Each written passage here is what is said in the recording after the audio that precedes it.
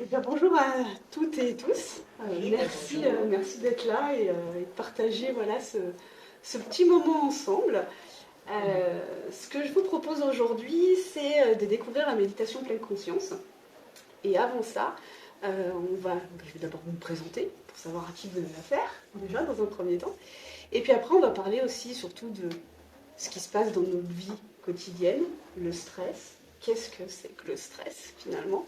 Et comment la méditation pleine conscience va pouvoir nous aider à gérer ce stress, à le faire baisser, à vraiment le gérer dans notre vie quotidienne.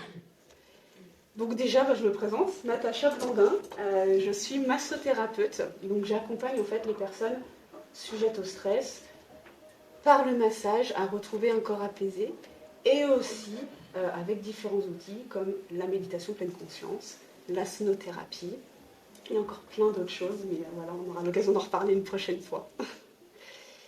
Dans une vie passée, j'étais chef de projet logistique, donc du déplacement, du stress, des responsabilités, beaucoup de choses. Au bout d'un moment, mon corps, il a dit stop. Quand je me suis retrouvée à l'hôpital, en fait, tout simplement. Ça a été assez radical chez moi. Hein. On se retrouve à l'hôpital, et puis quand on est perfusé, allez-y, rentrez. Allez-y, il reste encore un petit peu de place. Donc, j'étais sur la présentation, donc on est au tout début. Euh, et oui, du coup, voilà, quand on se retrouve à l'hôpital avec une perfusion dans le bras, à peine 30 ans, on se dit que peut-être on a envie de faire autre chose, qu'on n'a pas forcément envie de continuer comme ça, à se retrouver avec des douleurs dans le dos, avec voilà, un stress, des pensées, des ruminations tout le temps. Et j'ai commencé à soigner mon corps par le massage, voilà, à aller voir une massothérapeute pour justement libérer ces tensions. Et puis évidemment, ça a ouvert plein d'autres choses, la sonothérapie, les soins au bol, ce genre de choses. Et là, en fait, je me suis dit, mais voilà, bingo, c'est ça que je veux faire. Donc j'ai suivi tout un parcours de formation pendant 1 an en massothérapie exclusivement. Et après, j'ai suivi des formations en sonothérapie, en soins énergétiques, ce qui fait que ça me permet d'avoir un accompagnement global, corps et esprit aussi, pour vraiment combattre les effets du stress. Donc voilà un petit peu mon parcours. Ça fait maintenant 2 ans que je suis massothérapeute et c'est un vrai bonheur. Donc ça, c'est mon petit parcours, mais je tenais en tout cas à ce que vous sachiez voilà, d'où je viens et où je vais. Et aujourd'hui, le thème, c'est ralentissez, respirez. Comment la méditation de pleine conscience peut vous aider dans la vie de tous les jours. Donc je voudrais d'abord qu'on parle un peu de la vie de tous les jours déjà, parce que je pense qu'on est tous dedans, on a la tête dans le guidon, et en fait tout simplement, on a un mode de vie effréné, on a un stress niveau plus, hein, et puis on continue. Parce que c'est la société, on est dans un monde où on nous demande d'être performant, d'être là, d'être toujours présent, et ça commence dès le plus jeune âge. On commence avec les enfants et on va leur dire il te faut un point vert, parce que les points verts c'est bien. Ah, t'as eu un point orange, là, on en remet une couche. Puis ils grandissent et puis on se retrouve avec t'as vu la moyenne générale, ta note par rapport à la moyenne générale là, va peut-être falloir se remonter tout ça. Là, on en remet une couche. À cette époque-là, quand on est ado, on se dit oh stress, ils sont pas stressés, mais on leur en met une couche.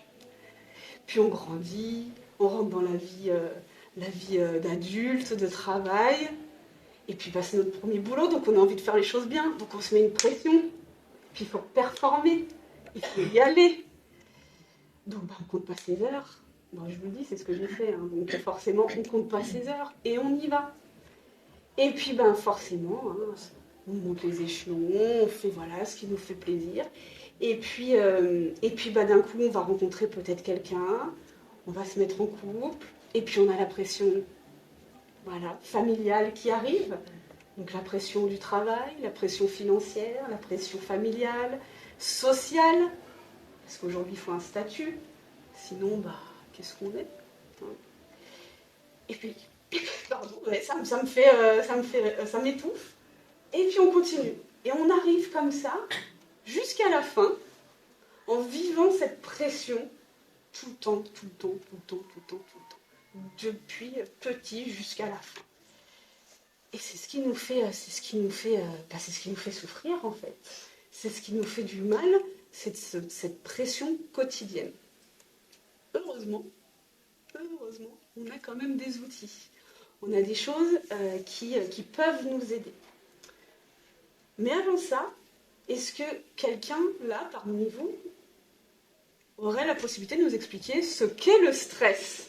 Parce que là, je viens d'expliquer qu'on avait une pression importante, que voilà, on était stressé. Mais finalement, qu'est-ce que c'est que le stress? Est-ce que quelqu'un parmi vous... Vous n'êtes pas obligé, hein, ne vous sentez pas stressé. Surtout. Mais je pense qu'on n'arrive pas à nous libérer nos émotions. Simplement. Oui. On élise nos émotions et ça devient le stress. Tout à fait. Il y a quelqu'un d'autre? Oui, le corps aussi. Le corps, il peut plus, quoi, je veux dire. C'est une forme de stress. Quoi. Tout à fait. Le corps arrive à... Lui, il arrive à le gérer. Puis au bout d'un moment, il n'y a plus rien. Donc en fait, le stress, c'est assez... Il y a du bon et du mauvais stress, déjà. Faut bien... C'est difficile à dire, mais il y a aussi du bon stress. Le stress qui va nous faire que quand il y a une voiture qui arrive, plutôt que de se laisser écraser, on va faire un pas en arrière. Ça, c'est la survie. Mais ce qui fait que c'est du bon stress, c'est que c'est ponctuel. C'est une fois, c'est 2 secondes, floup, et après on redescend. Par contre, le mauvais stress, c'est celui qui va être continu. On vit, on est stressé, on est continuellement dans la zone rouge. Et ça, par contre, ça devient négatif. Mais notre corps, il est vachement bien foutu quand même. Et j'aime bien parler en images, et on va prendre l'image d'une voiture. Aujourd'hui, ils font des voitures autonomes, elles conduisent toutes seules, c'est génial. Et après, on a la main sur le pédale de frein, d'accélérateur, mais elles conduisent toutes seules, on n'a plus rien à faire. Notre corps, c'est un peu pareil. On a le système nerveux central, où là, il gère. C'est la fuite, le combat, quand il se passe quelque chose. Donc ça, il gère. C'est cool. Et dans ce système nerveux central, on va avoir la pédale de frein et la pédale d'accélérateur. La pédale de frein, c'est notre système parasympathique. C'est celui où on est bien zen après un massage, c'est trop bien. La pédale d'accélérateur, c'est le système orthosympathique. C'est lui qui va déclencher justement le stress. Et quand on est sur cette pédale d'accélérateur, donc on est toujours en mode stressé, qu'est-ce que ça donne sur notre corps? En fait, il va faire augmenter le rythme cardiaque, la respiration. Je vais courir parce que je voudrais pas que le mammouth vienne me dévorer. Hein. C'était l'histoire de nos ancêtres, ça. Hein. Je cours vite pour pas me faire dévorer. Allez-y, allez-y. Bonjour.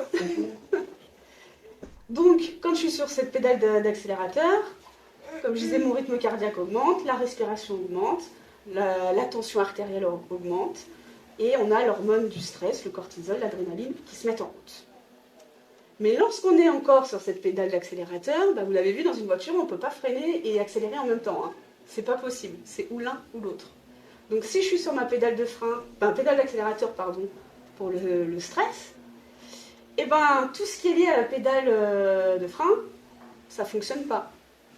Donc, le sommeil, la digestion, les hormones sexuelles, hein, quand on est stressé, voilà, on a d'autres choses à penser, donc ça c'est en veille.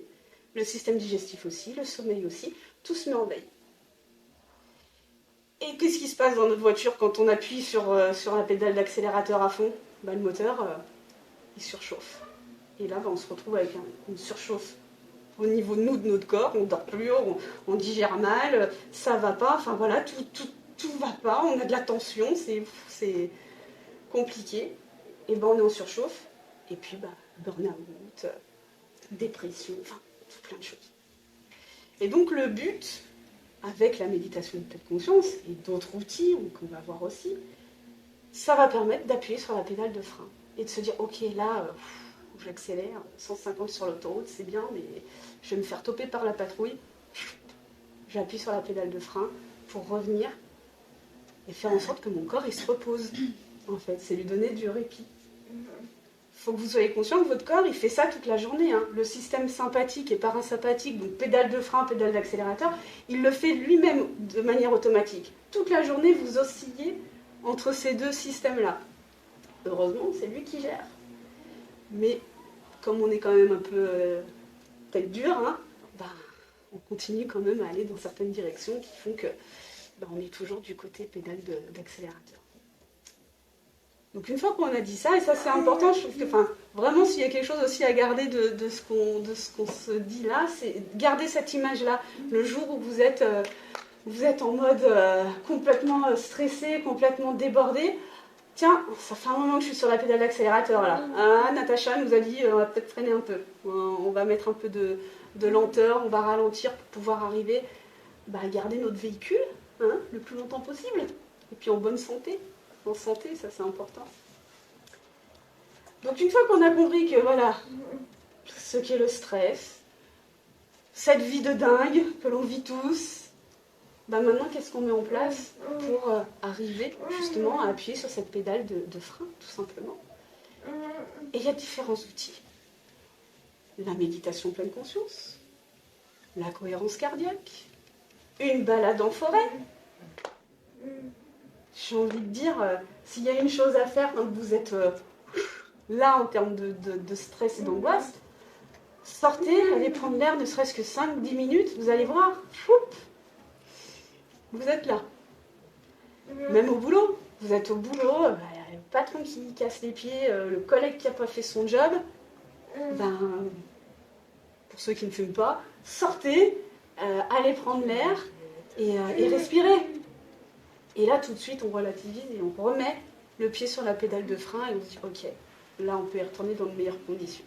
Et vous vous êtes évité tout plein de désagréments aussi physiques.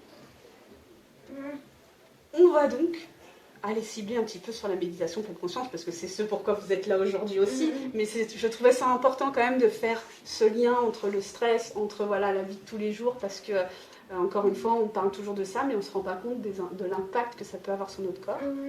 Donc là, maintenant, on va aller voir la méditation pleine conscience. C'est magnifique. Est-ce que quelqu'un ici a déjà testé la méditation pleine conscience? Est-ce que ça parle à quelqu'un? Ah oui? Oui? Vous avez déjà testé Oui, encadré sur un week-end. J'arrive pas à pratiquer chez moi. D'accord. En fait. Qu'est-ce qui vous... C'est le temps, c'est... Je ne prends pas, ouais. Je ne prends pas le temps. Puis là, j'étais partie en week-end pour ça, donc je savais. Et chez moi, oui, je me dis qu'il y a autre chose à faire. Donc j'essaye, ça commence à arriver, mais c'est vraiment à dose très très homéopathique. Ça viendra le moment où vous vous sentirez prête. C'est pareil, le but c'est pas de se faire souffrir et pas de se pousser à faire des choses qui ne nous font pas plaisir. On est là pour se faire plaisir, on est sur cette terre, c'est pour se faire plaisir, pas pour aller s'obliger à faire des choses. D'accord? Donc ça c'est important, on l'oublie vraiment beaucoup, mais on est là pour se faire plaisir. Donc la méditation de pleine conscience, là où c'est très différent d'une méditation qu'on peut connaître, une méditation de relaxation, la pleine conscience c'est pas de la relaxation. On est vraiment sur quelque chose de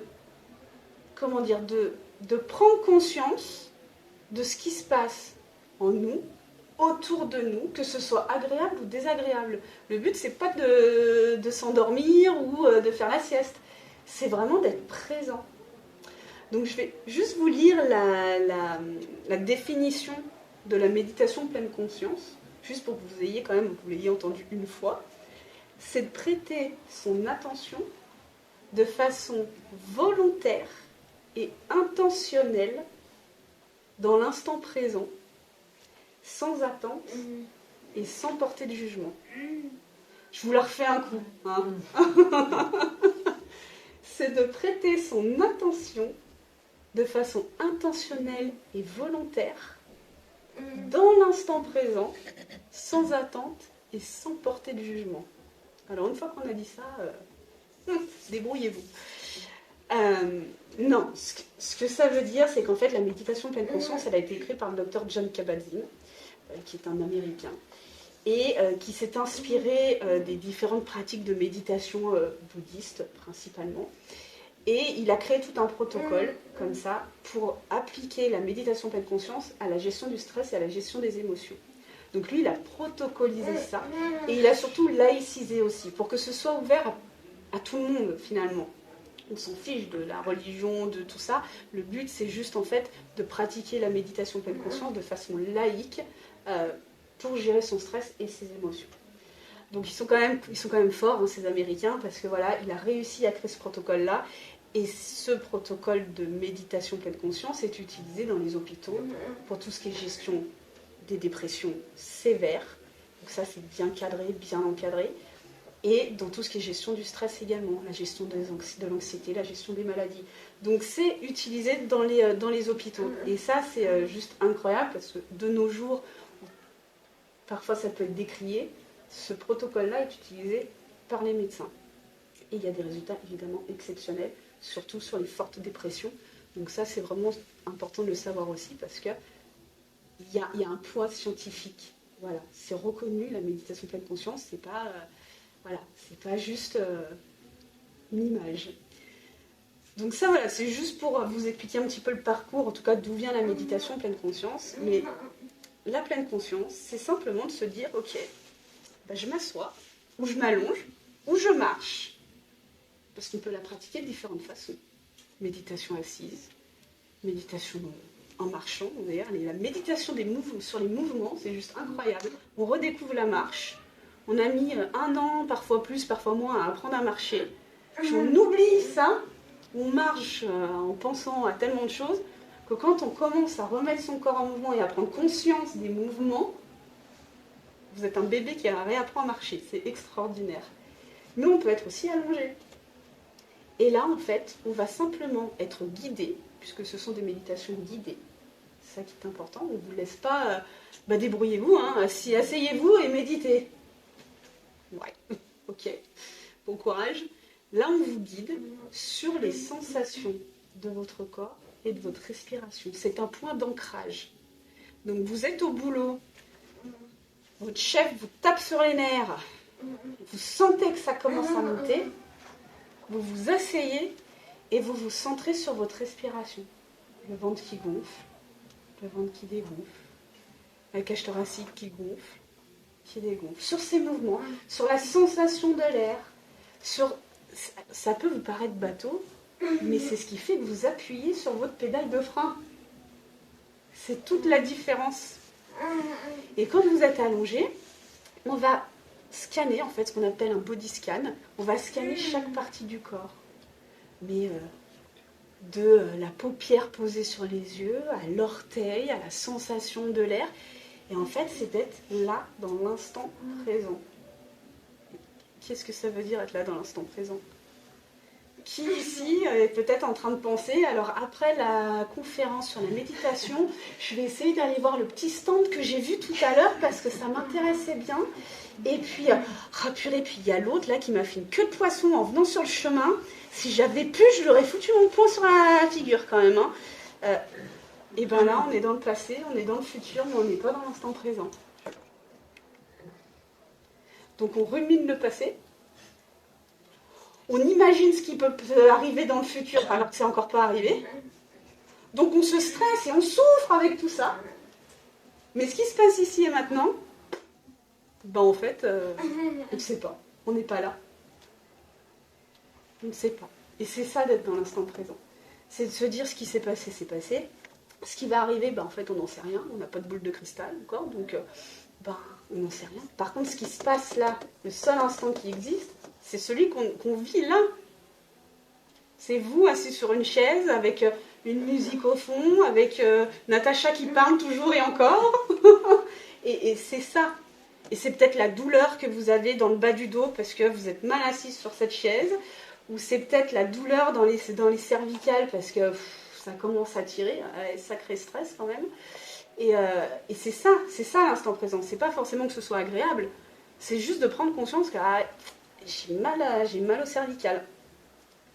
et ben, je vais prendre conscience de cette douleur, je vais respirer dans cette douleur, je vais mettre toute mon attention dans cette douleur. Et croyez-moi ou pas, vous allez voir, si vous le faites, la douleur, elle va passer à l'arrière-plan. C'est magique. Hein. La douleur passe à l'arrière-plan. C'est ça, la pleine conscience. La méditation, c'est un outil, c'est un guide pour que derrière, vous puissiez mettre à jour ou mettre en lumière vos comportements, vos schémas de réaction face à une situation de stress, face à, voilà, à quelqu'un qui vous angoisse, à quelque chose qui se passe et qui crée une sensation, une émotion en vous. Et c'est de pouvoir y répondre. Parce qu'aujourd'hui, ben, ça crée des sensations, c'est un gros bis là, on ne sait pas trop, et puis ben, on se dépatouille avec ça. Et là, la méditation pleine conscience, c'est de prendre conscience de ce schéma-là et de pouvoir mettre les outils en place. Et encore une fois, souvent quand on parle de méditation, ben, c'est 1 heure, quoi. Ah ouais, non, mais moi, rester assise 1 heure par terre sur un fauteuil ou je ne sais où, j'ai d'autres choses à faire. Mais l'avantage de la pleine conscience, c'est qu'on peut aussi réduire. On a des techniques qui sont de 3 à 5 minutes. Et donc ça, c'est utilisable, mais partout. Avant de rentrer à la maison, parce que vous avez une tête comme ça de la journée de boulot, vous allez rentrer, c'est le copain, la copine qui va morfler pour la journée que vous avez passée. Et ben, on se prend 3 minutes dans la voiture et on appuie sur cette pédale de frein. Bah déjà, ça se passera mieux à la maison en plus. Les enfants qui crient, bah, ça passera un petit peu mieux aussi. Et puis c'est un petit peu plus détendu. Puis on se fait du bien.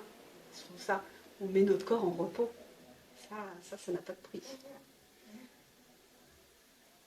Au travail, encore une fois, bah, soit à votre bureau, soit aux toilettes.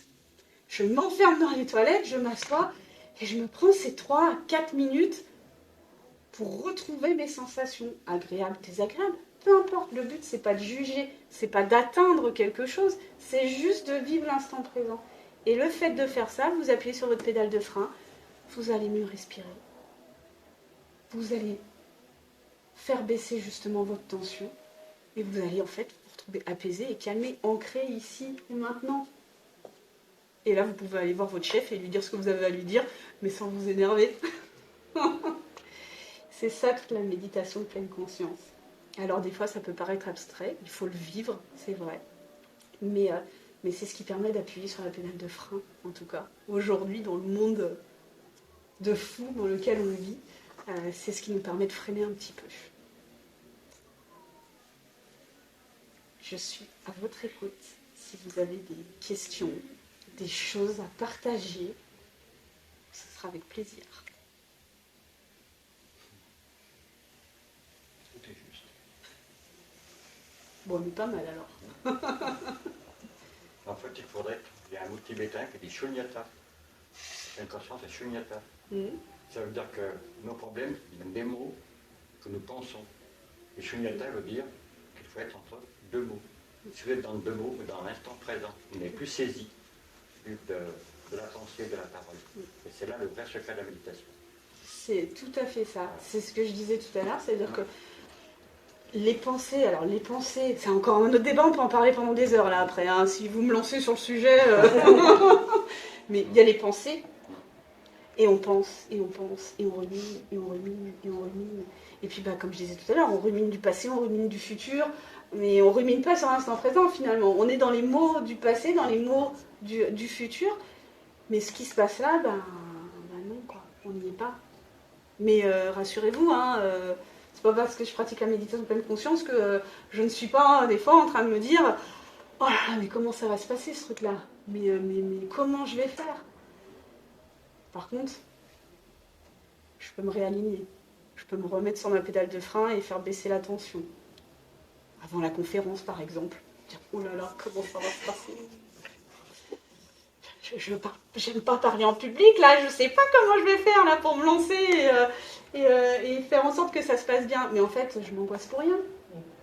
Parce que rien n'est arrivé. Et puis quand bien même, est-ce que la Terre va s'arrêter de tourner? Bon, non. Elle n'a pas besoin de moi en plus, mais je veux dire, voilà. Donc il y a les pensées. Les pensées, c'est une des clés aussi, mais encore une fois, on pourrait en rediscuter. Voilà, ce sera l'objet d'une autre conférence. Mais en tout cas, c'est les pensées, c'est la clé. Et après, c'est la façon dont tu gères nos émotions. Nous ne sommes pas nos émotions. Par exemple, au travail, quand on a frôlé l'accident, puis qu'on est choqué, puis qu'après qu'on a du mal à reprendre suite au choc, comment ça peut aider? Alors, vous avez la méditation, vous avez aussi la respiration. La méditation, comme je disais tout à l'heure, on va se caler sur les sensations du corps, mais aussi sur la sensation de la respiration. Donc quand vous avez quelque chose, je dis n'importe quoi, vous êtes chauffeur routier, vous frôlez l'accident en ville, on sait que maintenant c'est compliqué, on a failli écraser un cycliste, parce qu'il ne s'est pas arrêté au feu rouge, donc on a failli l'écraser, donc on a une bouffée de stress, en plus on l'insulte parce qu'on se dit c'est de sa faute, etc. Mais bon, c'est nous qui sommes derrière le volant, mais c'est pas grave. Il a fait une boulette, moi je me stresse, je m'énerve encore plus contre ce cycliste-là. Respiration. Concentrez-vous sur votre respiration. 5 minutes à respirer, à prendre une grande inspiration. Et vous gardez le même rythme. C'est véridique, testez-le. Vous vous sentez redescendre. Vous vous sentez collé au sol. Et là, déjà, on y voit plus clair pour réagir. Avant de réagir en mode oh le con, non. Je respire. Je suis là. Et après, je regarde ce qui s'est passé, comment ça s'est passé. Et voilà, je fais mon analyse d'accident de travail ou autre. Mais là, concentrez-vous sur votre respiration. Vous frôlez un incident, un accident. Vous sentez que ça commence à monter. Faites l'expérience chez vous pour savoir comment le stress se manifeste. C'est tout bête. Vous prenez une grande inspiration et vous bloquez. Et vous arrêtez de respirer. Alors n'allez pas jusqu'à la syncope, hein, évidemment, mais vous arrêtez de respirer. Et au bout d'un moment, quand on commence à manquer d'air, il y a le phénomène de stress qui commence à apparaître. Et regardez comment ça se manifeste. Chez moi, ça va être une boule ici. Je arrête, je sens que ça monte et je commence à avoir une boule ici. Et je sais que quand je commence à avoir une boule ici, le stress est en train d'arriver, de se manifester. Donc, je me réaligne et je respire. Parce qu'on sent le cœur qui bat très vite. Et donc, si on appuie sur cette pédale de frein, le cœur, il va redescendre. Parce que là, vous avez un accident, vous êtes sur votre pédale d'accélérateur. Fuite, combat. C'est ce qui nous permet de survivre, hein. Faut pas non plus, faut pas l'oublier.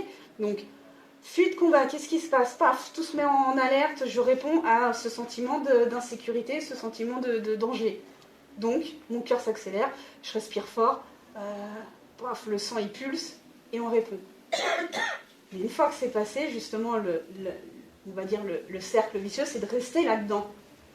Et de vivre cette chose pendant toute la journée, ou plusieurs jours, ou plusieurs semaines après. Par contre, là, vous avez vécu votre moment de stress, ok, j'ai réagi, j'appuie sur ma pédale de frein, et je respire. Je me concentre sur ma respiration. 5 minutes. Faites le test 5 minutes. Vous allez vous sentir là. Je ne sais pas si ça répond à votre question. Si, oui, alors c'est pas l'accident en lui-même, c'est voilà, une fois qu'il y a l'accident, ça va être. Mais voilà, c'est des fois des situations qui fait que on est passé à côté et puis après c'est de pouvoir se remettre au boulot malgré que. Donc là, on est plus dans l'émotion et justement de ruminer ce qui s'est passé, de se dire j'ai loupé quelque chose, si j'avais fait ci ou si j'avais fait ça se serait passé différemment. Mais vous ne pouvez pas revenir dessus de toute façon. Ça s'est passé. Donc, il y a 2 options. C'est soit on décide de continuer à se dire si, et puis on remet le couteau dans la plaie. Allez, je me fais mal. Hein, je continue, pédale d'accélérateur, et puis allez, je me fouette encore un coup, parce que j'aurais dû faire ci, j'aurais dû faire ça. Mais ça s'est passé autrement. Donc c'est soit on continue à vivre dans ce sentiment-là, soit on se dit, ok, qu'est-ce que je fais pour maintenant, entre guillemets, éteindre ce sentiment et se dire que je continue d'avancer. Parce que finalement, il reste encore plein de belles choses après. Donc oui, il s'est passé des choses. Il faut savoir quoi. Il faut aussi... attention, je ne dis pas que ça se fait en un claquement de doigts. Il ne faut pas oublier qu'on a mis, selon notre âge, 30, 40, 50 ans à se mettre plus bas que terre, à se faire du mal, à être, voilà, je suis nulle, machin. Et puis quand on décide d'aller mieux, on se dit qu'en un mois, c'est réglé. J'ai une mauvaise nouvelle pour vous. Quand on a mis 30, 40, 50 ans à s'écraser, à se faire du mal, quand on décide d'aller vers le mieux, c'est un super pas, c'est le premier pas, mais c'est le pas d'une longue série. Et ça prend du temps. Donc c'est pour ça, tout dépend de votre cas. J'ai pas l'histoire et j'ai pas le contexte. Donc c'est déjà de comprendre ce qui s'est passé et de se dire que de toute façon, on n'a plus la main. On n'a plus la main. C'est passé, c'est passé. Donc soit on se fait du mal, soit on se culpabilise, soit voilà, on garde tous ces sentiments. Mais qu'est-ce que ça nous apporte foncièrement ? Qu'est-ce que ça me fait là, maintenant, dans l'instant présent, de me dire que je me culpabilise pour quelque chose qui s'est passé. Ça s'est passé. Maintenant, il y a encore de belles choses à venir. Donc, on travaille sur le maintenant, sur voilà, ce que je veux faire. Mais, encore une fois, ça dépend de votre histoire et de vos parcours. Donc, c'est très vaste. Mais... voilà. Aujourd'hui, maintenant, je suis là. Je respire. Je suis dans une très belle salle. Donc, tout va bien. Et ce qui s'est passé avant, oui, j'ai peut-être oublié des choses que je voulais dire, en fait, mais c'est pas grave. Voilà, c'est pas grave. Si j'avais dit ça, j'aurais peut-être fait mieux si j'avais dit ça.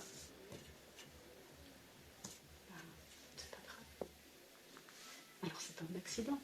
Mais peut-être que oui, ma conf, elle aurait été plus intéressante si j'avais dit ça, ça, ça et ça. Tant pis. Moi, je suis là. Je prends plaisir à partager avec vous. J'ai pas envie de souffrir. J'ai plus envie. J'ai plus envie. Parce que c'est bien, c'est une différence quand même.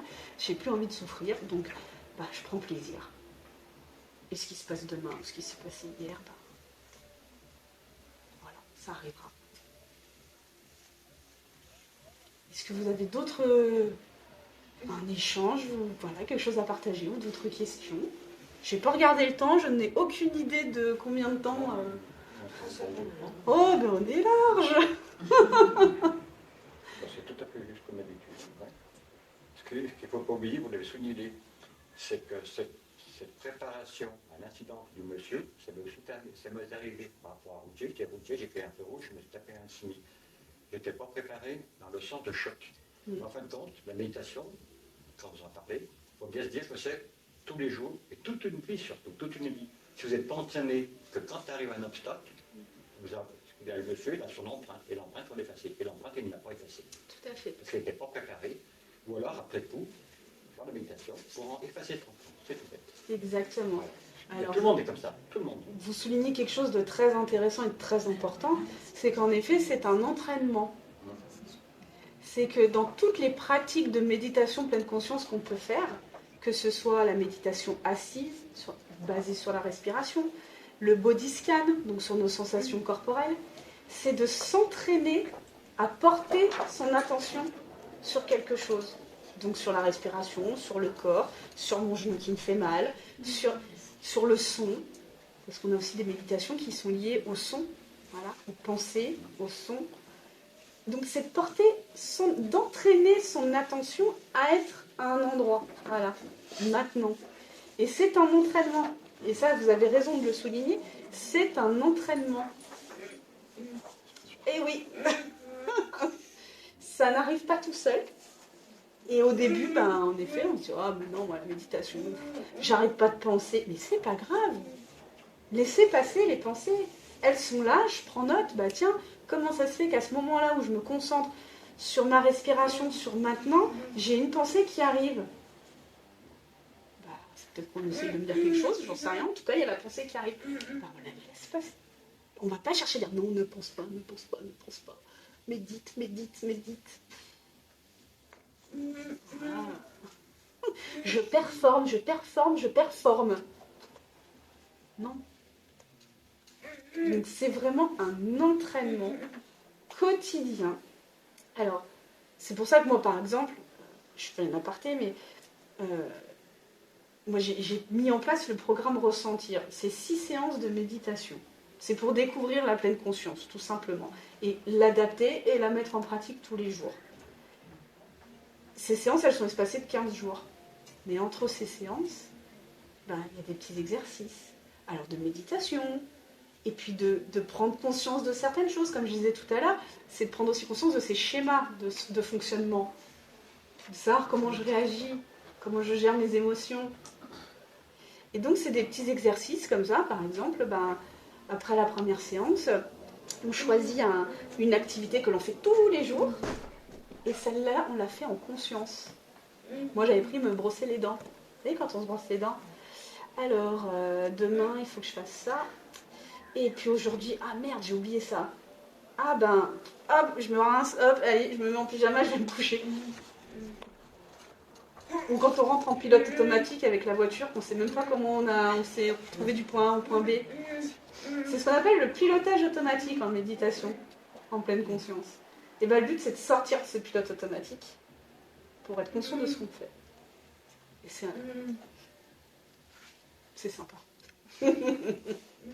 Donc c'est là en fait, c'est de sortir de ce pilotage automatique et de se dire, bah, quand je me brosse les dents, et je peux vous dire que c'est incroyable, alors là je sais pas, parenthèse, hein, mais quand vous commencez à regarder votre dentifrice, que vous posez sur votre brosse à dents, que vous vous frottez les dents comme ça, vous vous les brossez, en ressentant, en disant, je porte cette attention volontairement, intentionnellement sur le fait que je me brosse les dents, mais vous ne vous brossez plus les dents de la même façon. Hein. C'est quand on mange, manger en conscience. Aujourd'hui, on gobe. On gobe, on mange pas. C'est pas vrai. On n'a même pas vu ce qu'on avait mangé, on n'a même pas savouré une feuille de salade. Enfin, je veux dire, on gobe. Et ben, moi, j'ai des personnes qui, dans ce programme, décident de manger en pleine conscience. Et comme je leur dis, faites pas un repas complet, parce qu'en plus, s'il y a monsieur ou madame qui, à côté, n'est pas du tout réceptif, vous voir manger comme ça, de façon lente, dans l'instant présent, ça va pas bien se passer. Par contre, prenez les 5 ou 10 premières minutes de votre repas et mangez en conscience. Puis après, pouf, vous mangez normalement. Enfin, normalement. On devrait manger en pleine conscience tout le temps, mais vous mangez après selon votre rythme. Juste 5-10 minutes. Je promets que les saveurs et les sensations ne sont pas les mêmes. On n'est pas du tout dans le même ressenti. Donc ça, c'est des petites activités qui sont à mettre en place entre chaque, par exemple, atelier, moi dans mon cas, pour intégrer gentiment, doucement, sans contrainte, la pleine conscience de l'entraînement pour pouvoir ensuite passer sur des pratiques, ce qu'on appelle plus formelles, donc de la méditation assise, de la méditation allongée ou de la marche, des mouvements, tout simplement. Oui, je parle beaucoup.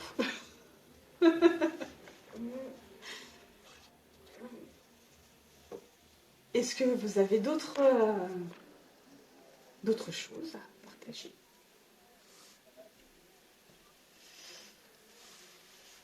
Mais encore une fois, voilà, c'est il n'y a pas d'objectif à atteindre, il n'y a pas de sensation à atteindre, il n'y a pas de... C'est d'être là et de se dire c'est agréable ou c'est pas agréable. Après chaque séance de pratique de méditation de pleine conscience, on fait ce qu'on appelle en fait un échange, un temps d'échange. Et donc, on dit ce qu'on a envie de dire, d'abord, déjà. Si on a envie de parler, on parle. Si on n'a pas envie de parler, on ne parle pas. Et si on a envie de s'exprimer, voilà.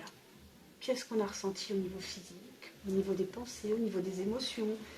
Et on regarde comment justement comment on peut faire changer ça dans la vie de tous les jours.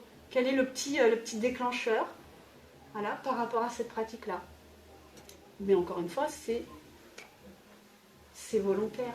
C'est un entraînement et c'est volontaire. Donc aujourd'hui, je ne peux pas vous dire avec une baguette magique, choup, ça y est, tu es Bouddha.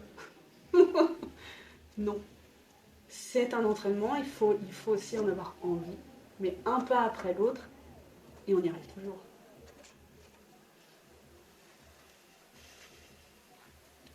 Si vous n'avez pas d'autres questions, je me libère. Je dis que c'est très bien qu'il y ait ces outils-là, parce qu'en fin de compte, il y a une pression sur l'humain qui est surhumain. Le problème, il est là. Il y a une phrase qui dit qu'on a commencé à avoir des problèmes quand on a élu un chef. Moi, j'ai connu 2 régions où il n'y avait pas d'argent. Ça se passe au Tibet. Les 2 régions, ils s'échangeaient simplement ce qu'ils avaient par rapport à la terre. Ils ne connaissaient pas l'argent. J'avais la monnaie canadienne à l'époque. Ils n'avaient jamais vu un billet. Ils ont dit, on fait un échange. C'est ça qu'il faudrait que le monde comprenne. On n'est pas là et on n'en sera pas là. Parce qu'on a la faiblesse, vous parlez de chef. Chaque fois qu'il y a un chef, pourquoi se voûter devant un chef? On peut pas.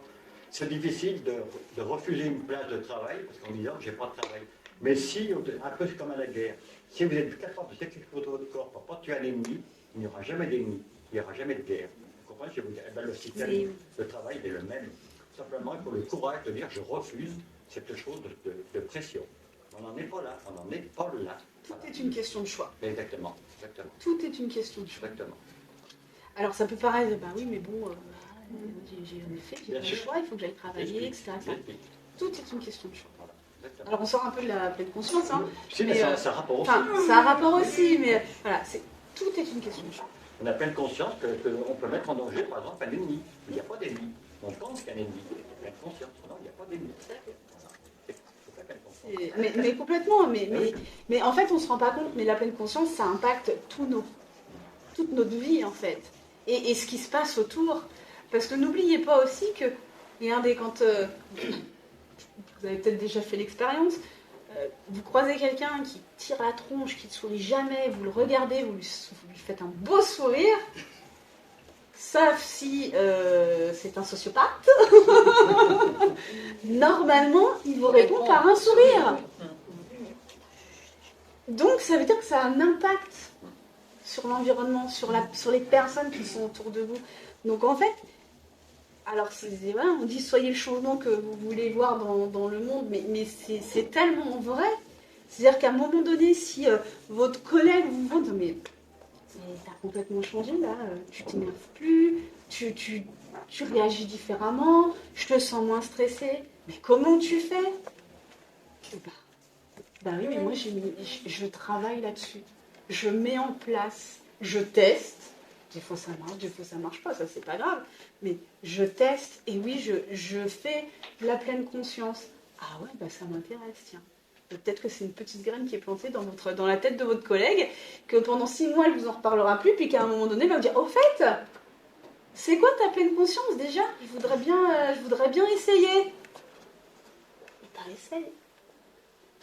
Et puis c'est boule de neige. Alors évidemment qu'on a un travail énorme, hein, on va pas se mentir. Mais si on commence à se dire, oh là là, on n'y arrivera pas, ben non, on n'y arrivera pas. Par contre, pour l'instant, c'est compliqué. Mais c'est que pour l'instant. Et on sème nos petites graines. Merci de votre écoute. Merci à vous. Profitez bien de votre salon et de votre dimanche.